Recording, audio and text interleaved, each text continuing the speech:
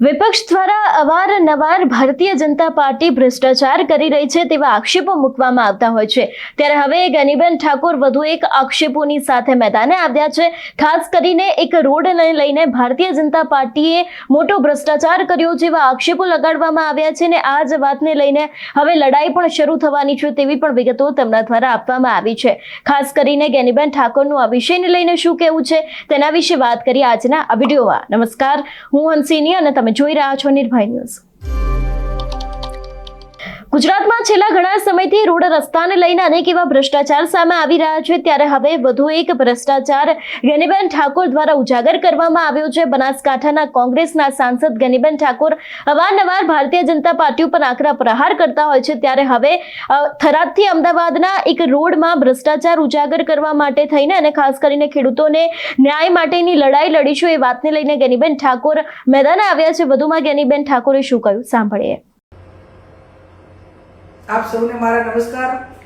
આપના માધ્યમથી હું આપ સૌને જે ભારતીય જનતા પાર્ટીએ અને સરકારમાં બેઠેલા લોકોએ ઉત્તર ગુજરાત હોય કે સમગ્ર ગુજરાત હોય એમને કરોડો રૂપિયાનો કઈ રીતે ભ્રષ્ટાચાર કર્યો એ બાબતમાં હું આપ સૌનું થોડું ધ્યાન દોરવા માંગુ છું। પહેલાં તો ભારતીય જનતા પાર્ટીનું નામ બદલીને ભારતીય ભ્રષ્ટાચાર પાર્ટી રાખ્યું હોત તો એ વર્તમાન સમયમાં હું માનું છું ત્યાં સુધી બંધ બેસતું આવે છે। થરાદથી કરીને અમદાવાદ નવો ભારતમાળા રોડ એ મંજૂર કરવામાં આવ્યો। એમાં બનાસકાંઠા જિલ્લાના થરાદ તાલુકો, લાખણી, દિયોદર, કાંકરેજ આ 4 તાલુકાના ખેડૂતોની જમીન એ જાહેરનામા પહેલા કેટલાક મોટા બિલ્ડરો હોય, ભાજપના નેતાઓ હોય અને ભાજપના કયા કયા નેતા છે બનાસકાંઠાના એમના નામો પણ અમારી પાસે છે। એમને ખેડૂતોને લોભ લાલચ આપીને સસ્તા ભાવે જમીનો ખરીદી લીધી। ખરીદ્યા પછી જે એનું નોટિફિકેશન કહે, જાહેરનામું કહેવાય, એ પણ ક્યાંક ને ક્યાંક અધિકારીઓ એમની સાથે ભળેલા હોવાથી તેનું જાહેરનામું રદ કર્યું। વારંવાર જાહેરનામા રદ કર્યા અને એમને પૂરેપૂરું બિનખેતી કરવા માટેનો મોકો આપ્યો। જંત્રી 4 પ્રકારની હોય, ઉદ્યોગ, કોમર્શિયલ, રેસિડેન્સ અને ખેતીવાડી। એમાં સૌથી ઊંચા ભાવ એ ઉદ્યોગની જે જંત્રી લાગતી હોય, ઉદ્યોગમાં જે જમીન કન્વર્ટ થયેલી હોય, બિનખેતી થયેલી હોય એના વધુ પડતા પૈસા ચૂકવવા પડતા હોય છે। આ 4 તાલુકાની અંદર જે ભાજપના કાર્યકરો હોય, કાર્યકરો તો નહીં પણ મોટા માથાઓ હોય, એમને 70 વીઘાથી પણ વધારે જમીન એ ક્યાંક રાતોરાત ખરીદી છે અથવા તો જે ખેડૂતના નામે હતી એ નામે ને નામે બિનખેતી કરાવીને એની પાસેથી કોરા ચેક લઈને એની સાથે ચીટિંગ કરીને કરોડો રૂપિયા આ રોડ નવો બનાવવાની અંદર ભ્રષ્ટાચાર આ વર્તમાન સમયની અંદર આ દરેક નાગરિકો અને અમારા બધાની સામે નજરની સામે આવ્યો છે। આ બાબતમાં ખેડૂતોએ અમારું ध्यान દોરતા એને વિગતથી ઊંડા ઉતરીને અમે તપાસ કરી તો આની અંદર 1500 થી વધારે વીઘા જમીન એ ખેડૂતોની કપાય છે। તો માત્ર ખેડૂતોને 1500 વીઘા જમીનનું વળતર 4 તાલુકાના ખેડૂતોને 50 કરોડ મળે અને જે બિલ્ડરો છે એમને જમીન ખરીદી અને બિનખેતી કરાવી દીધું ઉદ્યોગમાં તો એમને 350 કરોડ મળે।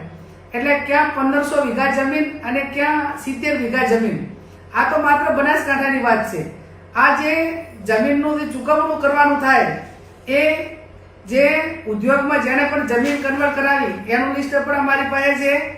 બનાસકાંઠાની અંદર કેટલા ખેડૂતો આવે એ પણ લિસ્ટ અમારી પાસે છે અને જે પ્રાંત અધિકારી હોય, કલેક્ટર હોય, મહેસૂલ વિભાગ હોય, જે ભારતમાળા રોડના અધિકારીઓ એટલે નેશનલ હાઈવે ઓથોરિટીના અધિકારીઓ હોય, આ બધાએ એની મિલીભગતથી એક વહીવટી રીતે ક્યાંય પકડાય નહીં અને ગુજરાત સરકારના પૈસા એટલે નાગરિકોના પૈસા એ આ રીતે ભ્રષ્ટાચાર કરીને જે નાગરિકોને પોતાની સુવિધા માટે વાપરવાના હોય, આરોગ્ય હોય, શિક્ષણ હોય, ગામથી ગામને જોડતા રોડ હોય અને અનેક સુવિધાઓથી ગુજરાત વંચિત છે।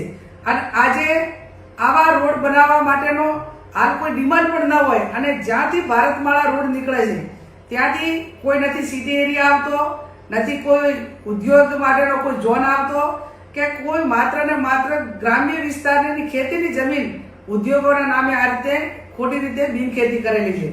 હું આપના માધ્યમથી જે માત્ર બનાસકાંઠાની આ વિગત છે, પણ હજુ તો બનાસકાંઠા પછી પાટણ હોય, મહેસાણા હોય, ગાંધીનગર હોય, અમદાવાદ હોય, તો ઉત્તર ગુજરાતના 5 જિલ્લાની અંદર એક જ રોડની અંદર 3 થી 4 હજાર કરોડનો ભ્રષ્ટાચાર એ આ રોડની અંદર થવાનો છે.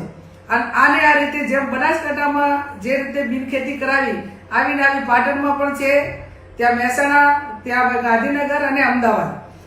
આ બાબતનું ધ્યાન એ ગઈકાલે કેન્દ્રીય મંત્રી નીતિન ગડકરી સાહેબને મળીને એમને તમામ વિગતો આપી છે. કેન્દ્રના જે સેક્રેટરી ઉમાકાંત કરીને છે એમને પણ મળીને રૂબરૂ મુલાકાત લઈને આ તમામ વિગતોથી માહિતગાર કર્યા છે. ત્યારે અમારી પોતાની માગણી એટલી જ છે કે આ રોડની તપાસ એ કેન્દ્રની ટીમ મારફત થાય ને એમને વિજિલન્સ કમિટીની રચના કરીને તપાસ માટેની પણ ખાતરી આપી છે. અને બીજી અમારી માગણી એ છે કે આ જે કરોડોપતિ લોકો છે એમને ખોટો ભ્રષ્ટાચાર કરીને આટલા લાખો કરોડો રૂપિયા એ રાતોરાત સરકાર પાસેથી લઈ લીધા હોય અને ખેડૂતોને વર્તમાન જે જમીનનું વેલ્યુએશન છે, માર્કેટ ભાવ છે, વર્તમાન જે 2025ની જંત્રી છે એ પ્રમાણે પણ આપવામાં આવતા નથી. એટલે આ બાબતમાં આજે 500 થી 600 ખેડૂતો એ બનાસકાંઠા કલેક્ટરને આવેદનપત્ર પણ આપવાના છે, એ માગણી પણ કરવાના છે. અને માગણી કર્યા પછી અમે અપેક્ષા રાખીએ છીએ કે આવા રોડ બનાવવા પાછળના જે કરોડો રૂપિયાના ભ્રષ્ટાચાર છે એને રોકવાની જવાબદારી એ સરકારની છે. આમ તો મક્કમ ને મૃદુમ સરકાર અને દાદાના જે બુલડોઝર છે એ ગરીબો ઉપર ફરી વળે. કોઈકને શિક્ષણ માટે 1 વીઘો જમીન જોઈતી હોય તો ના મળે, પણ આજે મહેસૂલ વિભાગ એ સીએમના પોતાની પાસે વિભાગ હોવા છતાં આજે મહેસૂલ વિભાગ મારફત એનું ચૂકવણું થતું હોય અને કલેક્ટરને પ્રાંત અધિકારી મારફત આવી ખોટી જમીનો એને થતી હોય અને છતાં પણ સરકાર ચૂપ રહેતી હોય, તો હું માનું છું ક્યાંક ને ક્યાંક એ તમામ આ ભ્રષ્ટાચાર કરવામાં એમની સાથે સંકળાયેલા છે, એમની મિલીભગત છે. હું આપના માધ્યમથી અને મીડિયાના માધ્યમથી વારંવાર આ બાબતમાં ખેડૂતોને ન્યાય મળે એ બાબતનો અવાજ ઉઠાવ્યો છે. અમે સડકથી કરીને સંસદ સુધી આ બાબતમાં ખેડૂતોને ન્યાય અપાવવા માટે લડીશું. અને ભારતીય જનતા પાર્ટીના જે આગેવાનો હોય એ આમ તો બહુ મોટી મોટી વાતો કરે કે અમે લોકોની સેવા માટે જાહેર જીવનમાં આવ્યા છીએ, પણ તમે કોની સેવા માટે કરીને આવ્યા છો એ આ ભ્રષ્ટાચાર ઉપરથી નક્કી થાય છે. મેં અગાઉ કીધું એમ કે જ્યારે જરૂર પડે ત્યારે એમના નામ એ મીડિયા સમક્ષ કે જાહેર સભામાં જાહેર રજૂ કરવા પડશે તો પણ કરશું કે એમને ખુલ્લા પાડવા માટેનો પ્રયત્ન કરશું. અને આ રીતે જે સમગ્ર બનાસકાંઠા અને ગુજરાતની અંદર તમામ જ્યાં પણ ડેવલપિંગ થતું હોય ત્યાં કોંગ્રેસ પાર્ટીના આગેવાનો હોય અને આમ જનતા હોય ક્યાંક ને ક્યાંક જાગૃત થઈ અને આ ભ્રષ્ટાચારની સામે આપણે સામૂહિક રીતે બધે લડવા માટેની જરૂર છે. આવો આપણે સૌ સાથે મળીને જ્યાં પણ ખેડૂતોને અન્યાય થયો હોય, વંચિતોને અન્યાય થયો હોય અને કોઈ પણ ક્ષેત્રની અંદર આ રીતે સરકારમાં બેઠેલા અધિકારીઓ અને સરકારમાં બેઠેલા લોકો એ ખોટું કરતા હોય તો એની સામે લોકશાહી ઢબે બંધારણીય રીતે જે આપણને હકો અને અધિકાર મળ્યા છે એ ઉજાગર કરીને આપણે ન્યાય મેળવવા માટેના પ્રયત્નો કરીએ. અને આ બાબતમાં જે રીતે લડવાનું થતું હોય, ક્યાંક જ્યુડિશિયલ રીતે લડવાનું થતું હોય તો પણ એના વકીલો રાખી અને એનો અવાજ હાઈકોર્ટ સુધી જાય અને ક્યાંક ને ક્યાંક ખેડૂતોને ન્યાય મળે એવા અમારા પ્રયત્નો રહેશે. આ બાબતમાં ખેડૂતોને પણ હું ખાતરી આપું છું કે જ્યારે પણ જરૂર પડશે ત્યારે સમગ્ર કોંગ્રેસ પાર્ટી અને અમે બધા જ તમારી સાથે છીએ, તમારી હકની લડાઈ લડવા માટે અમે તૈયાર છીએ.